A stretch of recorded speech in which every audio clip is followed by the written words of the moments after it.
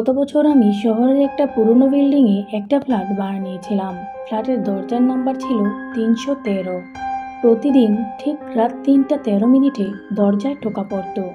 আমি দরজা খুলে দেখতাম কেউ নেই, তবে দরজার বাইরে থাকতো এক গ্লাস পানি।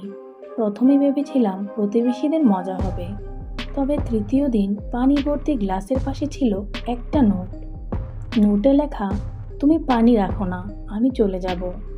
আমি অবাক হয়ে ভাবলাম, আমি তো কখনো পানি রাখিনি। রাত বাড়তেই শুনলাম ঘরের ভেতর থেকেও দরজায় টোকা পড়ছে।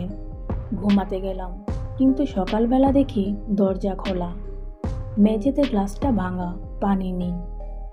আর দেয়ালে আঙ্গুল দিয়ে লেখা, তুই পানি দিলি না, আমি এসেছি। আমি ছুটে বেরিয়ে গেলাম ফ্ল্যাট ছেড়ে। আজও কেউ ওই ফ্ল্যাটে এক রাতের বেশি থাকতে পারে না।